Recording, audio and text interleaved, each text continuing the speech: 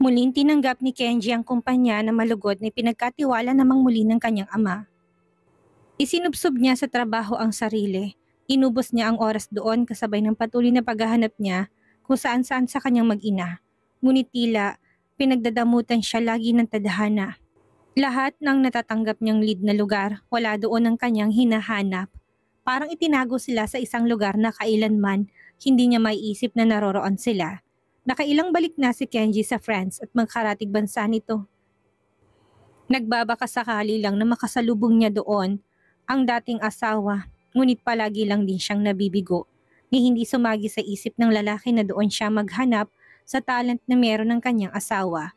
Sa totoo lang ay ilang beses nagpakita yon sa kanyang utak, ngunit knowing Britney, kung talagang ayaw nitong magpakita sa kanya, hindi nito pipiliing maging isang ganap na artist-painter. Ano nangyari sa kapatid ko? Natigilan na sa paghakbang, si Althea na nakapasok pa lang noon sa loob ng airport. Paalis siya ng bansa upang muling bumisita kina Britney. Ikalawang taon na kasi yun na naroon ng mag-ina.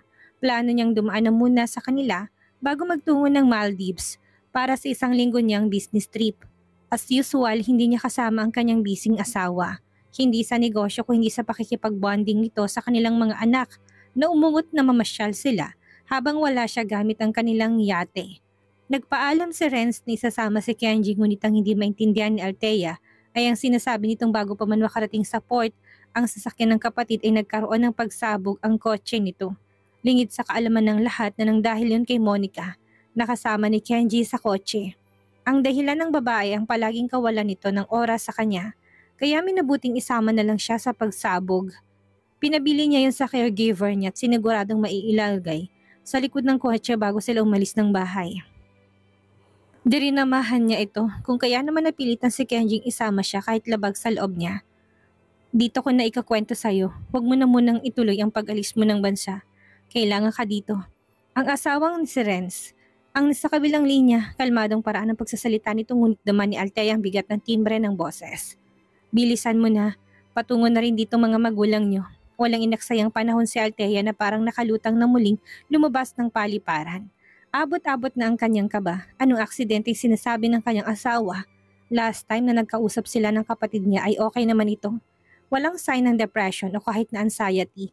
Unti-unting bumabalik sa dati gaya ng mag-ina niya kaya bakit biglang magkakaroon ng unexpected accident? Pinili na ba nitong kiltilin ang buhay niya? Sawa na ba siya sa paghahanap sa kanyang mag-ina? Imposible ang bagay na yon. Calm down Althea. Salubong na rin sa kanya sa parking pa lang ng ospital. Alam niya kasing ibang magiging reaksyon nito sa mga ganitong insidente. Kung kaya naman doon na niya inabangan ito. Paano ako kakalma? Ano ba talagang nangyari? Paano nagkaroon ng aksidente? Hindi ko rin nga alam. Wala pang malay si Bayaw. Walang matanong pero sabi ng rescuer, may sumabog daw galing sa loob ng kotse. Bago bumangga sa mga sementong barikada. Ano? Wala pa siyang malay? Sino Mommy at Daddy? Naroon na sila sa loob. Halika na, pumunta na tayo sa kanila. Hinapit na ni Ren sa bewang ang asawa. Umaasa na makakatulong yon na kumalma ito. Pilit niyang pinapaslow down ito sa kanyang paglalakad. Mahal, kalma lang, okay? Walang nangyaring masama sa kapatid mo. He will be fine. Bumabaha ng luha ni Althea ng lingunin ng asawa. Natatakot siyang baka lala ng lagay ng kapatid niya. Kung ano-ano ng negatibong naiisip niya ng mga sandaling iyon. Sumabog, hindi kaya nasunog ang mukha nito? Paano kung nasunog ang buo niyang katawan? Ano nang mangyayari? Hindi ko magagawang kumalma hanggat hindi ko nakakausap at nakikita ang kapatid ko. Sunog ba siya? Ano bang lagay ng itsura niya? Sabi mo sumabog, hindi ba? Baka nasunog na yun. Hindi, nakalabas siya kagad pero... Anong pero? Sumagot ka! Naipit ang dalawang binti niya sa pintuan ng sasakyan niya. Naputulan siya ng mga binti? Umikot na si Althea at iniwan ng kanyang asawa. Sinundan siya ni Renz. Walang makapagsabi sa kanila kung anong tunay na nangyari.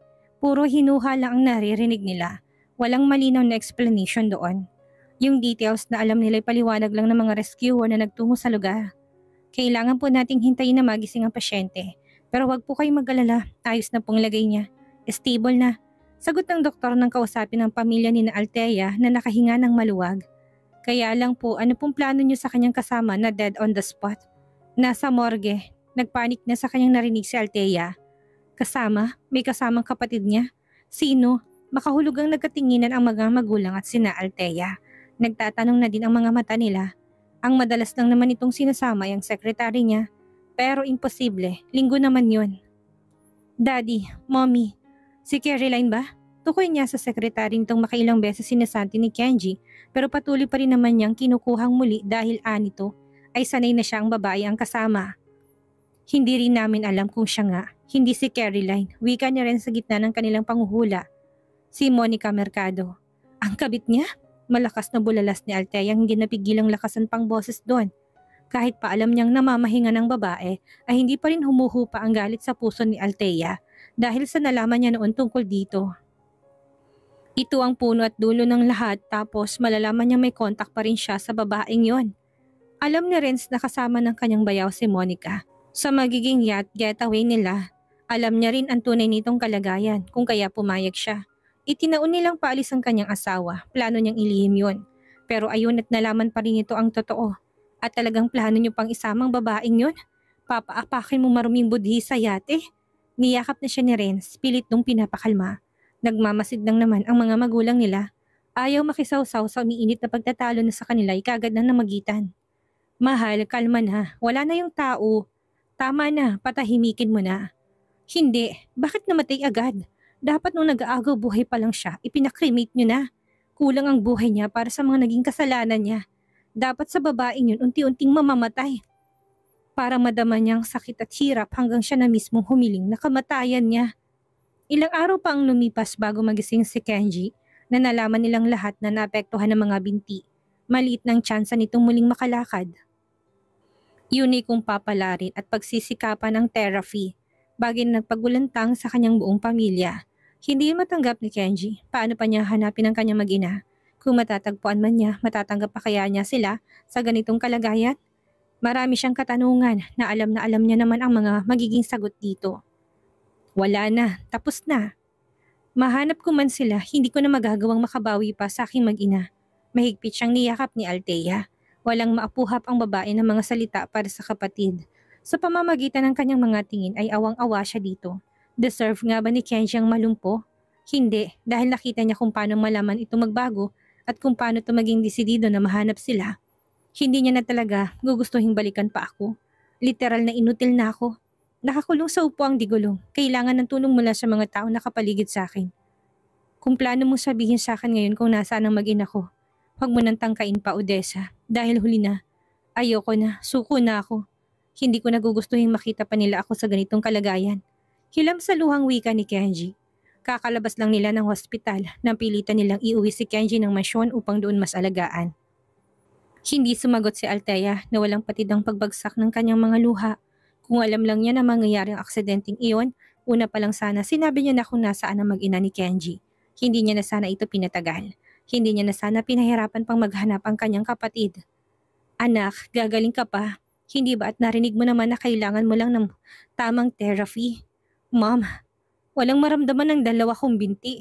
Mula sa bewang, huwag na po tayong umasa pa. Mabibigo lang tayo. Huwag niyo na akong bigyan ng pag-asang makakabalik pa sa dati ang buhay ko. Walang sino man sa kanilang naghangad na maging ganong kalala ang karma ni Kenji. Pero yun ang ibinigay ng tadhana. Sa form na yon, siya sinisingil ng tinatawag nilang bad karma. Paunti-unti nilang nawala ng pag-asa si Kenji. Nagsimulang maging mainitin ang kanyang ulo. Lahat ay naging kaaway niya. Kahit ang kanyang sarili sinasaktan niya. Nagkulong siya sa silid. Tinago ang sarili sa dilim na para bang kailanman hindi na muling sisikat ang araw sa kanyang buhay. Doon na siya habang buhay. Walang araw na hindi siya binibisita ni Althea. Kinakausap kahit hindi siya sumasagot. Kasabay ng pagkawala ng ability niyang muling maglakad ay pinigilan niya ang sariling iparinig pa sa iba ang boses. Kagaya ng nararamdaman niya noong walang bumisita sa hospital, nung nasa condo unit siya. Yun ang pakiramdam niya ngayon, malungkot, walang pag-asa. Naubusan na siya ng pag-asang mabuhay pa. Naubusan na siya ng pag-asang kitain ng kanyang asawa at anak, kahit willing ng mga magulang niya na sabihin kung nasaan sila. Ayaw niyang pagtawanan siya ng dating asawa at hamakin. Pwede kanyang maging katulad, pwede mo siyang gayahin, Kenji. Habang nasa madilim na landas at pakiramdam ay wala nang katapusan ng kanyang paghihirap. Siya ang gawin mong inspirasyon. Ano naman kung disable ka na? May kamay ka pa, may mata, may boses. pwede ka pang mabuhay ng normal. Tigilan mo ko, Odessa. Kahit anong kumbinsi mo sa akin, hindi na magbabago ang aking desisyon. Hagis niya sa nilalang hiniwang mga prutas ng kanyang kapatid. Humingi ako ng tulong sa iyo noon. Halos lumuhod ako. Tandaan niyo? Sa inyo ni Mommy. Kay Daddy. Ilang beses ako nagmakaawa. Ilang taon akong parang sirang plakang. Paulit-ulit kahit alam ko ng sagot niyo. Anong ginawa mo? Wala. Tapos ngayon ganito na ako, paralisado. Gusto mo kong mapuno ng pag-asang sinasabi mo? Napipika ng umahon si Althea sa kanyang pagkakaupo. Napupuno na siya sa kapatid. Pagod na siya dito. Naintindihan niya ang frustration nito pero sa halip na tulungan ng sarili, pinapahirapan niya lalo. Bakit, Kenji? Kasalanan ko ba kung bakit ganyan ang naging kapalaran mo? Ako ba ang may hawak ng manibela ng sasakyan habang lulan kayo? Hindi ba dapat akong magalit sa'yo? Hindi ba? Ako dapat, kuya. Napalunok na si Kenji. Hindi na niya magawang tanggalin ang mga mata sa kanyang kapatid. Sa pagiging babaero mo yan. Sa pagiging malupit mong asawa kay Britney yan. Sa pagiging masama mong ama sa anak mo yan. Narinig mo? Ikaw ang gumawa ng ikakapahamak mo. Ng ikakahirap mo. Dahil kung anong ginawa mo sa kapwa mo, yun ang babalik sa'yo. Yun ang sisingiling kabayaran mo. Mabilis na umakyat ang mag-asawang Barwell na marinig ang sigawan ng kanilang anak sa itaas ng palapag. Nasa sala sila at ang buong akala ay nag-uusap lang ang magkakapatid, pero nagsisigawan na sila. I am done with you. Bahala ka na sa buhay mo. Ayoko nang makialam. Hindi na ako pupunta dito. Pamarcha na itong lumabas ng silid. Tinupad ni Althea ang kanyang sinabi. Hindi niya na muling pinuntahan si Kenji. Si Kenji na walang magawa kundi ang lumuha sa mga araw na hinintay bumalik ang kapatid. Si Kenji na natutunan na tanggapin ang kanyang mapait na kapalarang pinagdudusahan. Mommy, why did Tita Althea stop visiting us? Miss ko na po siya. Kailan po ba siya ulit pupunta? Mula sa kaharap ng canvas na kanyang pinagpipintahan ay napalingon si Britney sa kanyang panganay na anak. Pasalampak nung nakaupo sa sahig ng isang silid ng bahay na ginawa niya sarili niyang art studio. Hawak ang ilang pirasa ng Hot Wheels at robots na nilalaro. Kalmadong hangin ng araw na iyon na pumapasok sa nakabukas na bintana ng silid. Umuulan sa labas kung kaya naman minabuti niyang buksan ang bintana at pakinggan ng buhos ng mahinang ulan. Namiss niya na ang ganong klima sa Pilipinas. Kasama niyang mga anak sa loob dahil umalis si Manang Elsa at nangyaya saglit upang mamalengke. Natatandaan mo pa ang Tita Althea, Noah? Of course, Mommy. She always brought goodies here from the Philippines. Binitawan ni Britney ang hawak niyang paintbrush at pinunasan ng kanyang kamay sa suot na apron. Sumila ang isang masayang ngiti sa kanyang labi. Nilingon niya na si Andrea na nakadapa sa inilatag niyang carpet. Habang abala ito sa panonood ng nursery rhymes sa hawak nitong iPad, may milk bottle na nakasalpak sa kanyang bibig. Tutok na tutok ang mga mata sa screen.